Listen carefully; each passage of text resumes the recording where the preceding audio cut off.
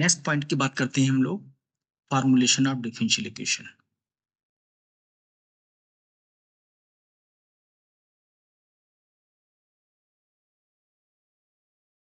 Basically formulation का meaning यहाँ पर ये होता है कि जैसी कोई प्रॉब्लम या तो उसके हमें आर्बिट्ररी कांस्टेंट दे रखे हों या उसके रूट्स अगर हमें दे रखे हैं तो उसके बिहाफ पर हम डिफरेंशियल इक्वेशन को कैसे जनरेट करते हैं। एक छोटी छोटी प्रॉब्लम है बेटा, जो हम लोग टॉपिक को स्टार्ट करेंगे उससे बैकग्राउंड बनाने के लिए मैं आपको ये एक्सप्लेन कर रहा हूँ। जैसे मैंने कहा कि हमें एक प्रॉब्लम है, एलिमिनेट करना है, elimination of arbitrary constant, arbitrary constant. ये सपोज करिए एक प्रॉब्लम हमारी ये आती है, a इज इक्वल टू या y इज इक्वल टू, उससे कोई फर्क नहीं पड़ता है फंक्शन से, a e to the power 2x plus b e to the power minus 2x। यानी कि इस प्रॉब्लम को हमें फॉर्मुलेट करना है। तो इसका मतलब ये हो गया कि इसमें जो भी आर्बिट्रेरी कांस्टेंट है इसको बेटा हमें एलिमिनेट करना होता है। तो इसको एलिमिनेट करने के लिए हम क्या करेंगे, हम यानी कि फर्स्ट टाइम सेकंड टाइम जितने टाइम भी हमें डिफरेंशिएट करना हो हमें ए और बी को एलिमिनेट करना है। तो आप एक बात बहुत अच्छी तरीके से समझ लो, जितने आर्बिट्रेरी कांस्टेंट होते हैं, जैसे सेकंड फर्स्ट और सेकंड दो आर्बिट्रेरी कांस्टेंट हैं, तो जैसे कि मैंने आपको भी जनरल सॉल्यूशन बताया था डिफरेंशियल इक्वेशन का कि जितने नंबर ऑफ आर्बिट्रेरी कांस्टेंट होंगे उतने ही ऑर्डर की डिफरेंशियल इक्वेशन बनती है। तो ये तो कंफर्म हो गया है कि इसका ऑर्डर कितना होगा, 2 होगा। अब 2 होने के लिए हमें इसको फॉर्मुलेट करना है। तो हम क्या करते हैं, यहां से dy ओवर dx एक बार डिफरेंशिएट करते हैं। तो डिफरेंशिएट करेंगे तो कितना आएगा, a into 2 exponential of 2x minus b into 2 exponential of minus 2x। इसको अगेन डिफरेंशिएट करेंगे जब हम, तो d2y over dx square is equal to 4 into a exponential of 2x plus v into 4 exponential of minus 2x। It means यहां से हम देखते हैं कि d2 ओवर dx स्क्वायर, यहां से बेटा अगर हम 4 कॉमन ले लेते हैं तो 4 कॉमन लेने के बाद ये हमारा a exponential of 2x plus b exponential of minus 2x हो जाता है। और इसको हम क्या कहते हैं, प्रॉब्लम को देखो ये y हो गया। तो it means d2 over dx square is equal to 4a।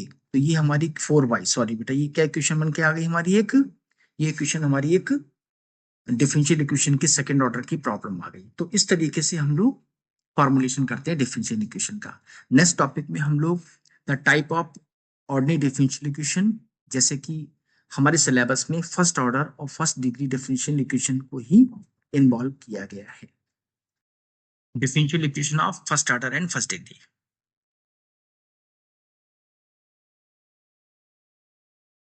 differential equation with first order and first degree. इसका मतलब थोड़ा सा इसका हम बेसिक बैकग्राउंड प्रिपेयर करेंगे, जिससे हमें आगे जो एनर डेरिवेटिव जो हमारे सिलेबस से रिलेटेड है उसमें बेटे में प्रॉब्लम ना है। तो type of first order first degree का, first is method of separation of variable, method of separation of variable.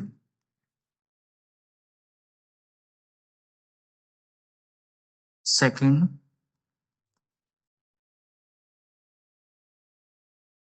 Linear differential equation and third is non-linear differential equation, linear differential equation, and fourth is homogeneous differential equation। देखो linear तो बेटा सभी रहेंगी जैसे मैंने पहले बताया था, क्योंकि हमारे सिलेबस में सिर्फ फर्स्ट ऑर्डर फर्स्ट डिग्री पे ही कैलकुलेशन करनी है। जितनी प्रॉब्लम हमें मिलेंगी वो सब किस पे मिलेंगी, वो सब फर्स्ट डिग्री पे ही मिलेंगी। मेथड ऑफ सेपरेशन में क्या करना है, थोड़ा थोड़ा मैं आपको बैकग्राउंड उसका बता देता हूँ, जिससे आगे हम प्रॉब्लम्स करेंगे तो हमें डिफिकल्टी ज्यादा नहीं होनी चाहिए। तो मेथड ऑफ सेपरेशन का मतलब हो गया, method of separation he variable को सेपरेट करो देन उसका इंटीग्रेशन करो। जैसे कोई प्रॉब्लम हमारी ये आ जाती है, उसका मैं सबसे पहले तो बेसिक कॉन्सेप्ट बता देता हूँ मैं आपको।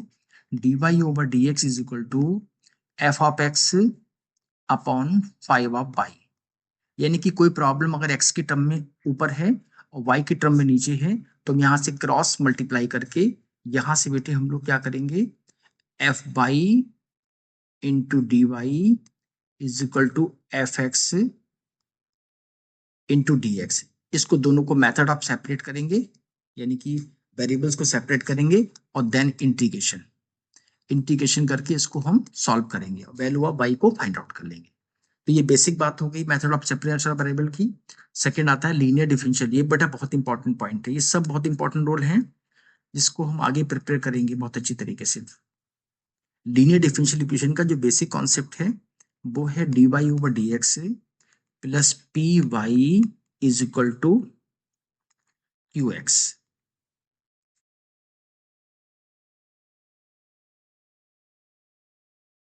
पी वाई यानी कि जो p जो है वो क्या है, इसको ध्यान दीजिए, p जो है कोफिशिएंट ऑफ y है, कोफिशिएंट ऑफ y है। एंड q है, क्यू एक्स जो है ये वेरिएबल ऑफ x है, वेरिएबल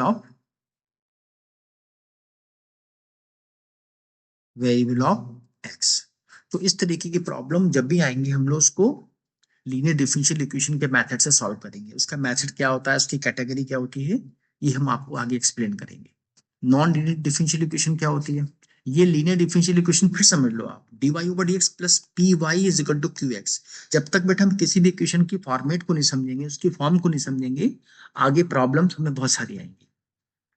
तो नॉन लीनियर डिफरेंशियल इक्वेशन का मतलब होता है कि dy over dx plus P Y is equal to Q X का वेरिएबल तो है, लेकिन इसमें अगर y का मल्टीपल आ जाता है तो that's the non linear differential equation.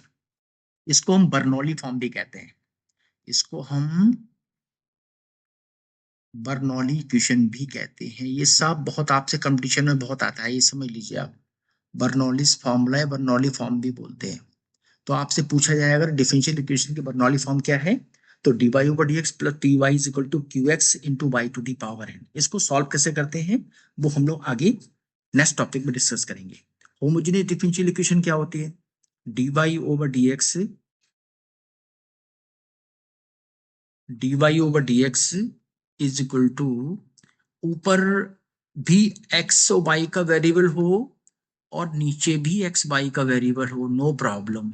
लेकिन सबसे इंपॉर्टेंट बात यह है कि दोनों का ऑर्डर सेम होना चाहिए। X square Y square same है और एक्स वाई की पावर भी 1 है, तो इसको हम क्या बोलते हैं, होमोजीनियस डिफरेंशियल इक्वेशन कहते हैं।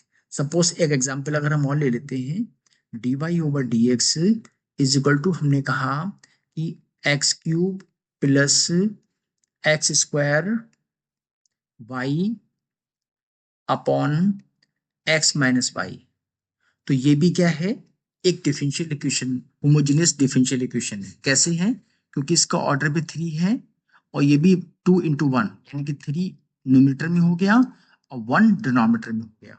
तो इस तरीके से हम लोग method of separation of variables को, लीनियर डिफरेंशियल इक्वेशंस को, नॉन लीनियर डिफरेंशियल इक्वेशंस को, होमोजेनियस डिफरेंशियल इक्वेशन के टाइप पर आप स्टडी करिए। इसका टाइप किस तरीके से, किस इक्वेशंस को किस नाम से हम रिप्रेजेंट करते हैं।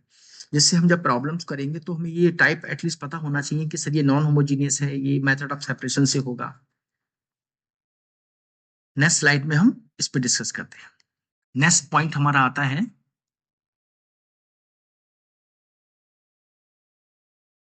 Non homogeneous differential equation. बस होमोजीनियस और नॉन होमोजीनियस में एक माइनर डिफरेंस है, dy ओवर dx यहां पर जैसे मैंने बताया अभी कि x square plus y square upon x minus y, ये होमोजीनियस है। बस इसमें जैसे ही कोई कांस्टेंट इसमें ऐड हो गया, एक कांस्टेंट के ऐड होने से ये क्या हो गई, हमारी नॉन होमोजीनियस डिफरेंशियल इक्वेशन हो गई, राइट। एंड नेक्स्ट टॉपिक हमारा आता है इंटीग्रेटिंग फैक्टर। इंटीग्रेटिंग फैक्टर बेटा इनके टाइप को बस आप ध्यान दीजिएगा, बाकी प्रॉब्लम कैसे होंगी वो हम लोग बाद में देखेंगे। इंटीग्रेटिंग फैक्टर का मतलब होता है, ये डिफरेंशिएशन का ही फॉर्म है, बस इसमें ये कंफर्मेशन ये होता है कि किसको किसके रेस्पेक्ट में करना है। जैसे हमने कहा डी एक्स कामा वाई, तो इसका मतलब एक्स भी फंक्शन है और वाई भी फंक्शन है। इन दोनों को फर्स्ट इंटू सेकंड से अगर हम डिफरेंशिएट करेंगे तो x as it is y का हो गया 1, साथ में क्या आएगा d y, plus y as it is x का हो गया 1, साथ में आएगा डी एक्स। तो ये हमारा मल्टीपल फॉर्म हो गया। तो ये एक इंटीग्रेटिंग फैक्टर की आइडेंटिटी। जैसे एक एग्जाम्पल हम और ले लेते हैं, जैसे हमने कहा एक्स स्क्वायर वाई है, तो इसका मतलब फर्स्ट सेकंड यहाँ पर हम लगाते हैं अगर, तो first as it is y का हो गया 1 और साथ में क्या आएगा d y, y as it is x square का डिफरेंशिएशन हो गया 2x और साथ में क्या आएगा तो dx। तो ये हमारी प्रॉब्लम सब जो है वो इंटीग्रेटिंग फैक्टर को रिप्रेजेंट करती है। इसका बहुत रोल है आगे जब हम प्रॉब्लम्स करेंगे हायर डेरिवेटिव्स की या सेकंड ऑर्डर डिफरेंशियल इक्वेशन की, तो वहां पर हम इस तरीके के प्रॉब्लम पर स्टडी करेंगे। नेक्स्ट टॉपिक हमारा स्टार्ट होगा अब nth order linear differential equation with constant coefficient.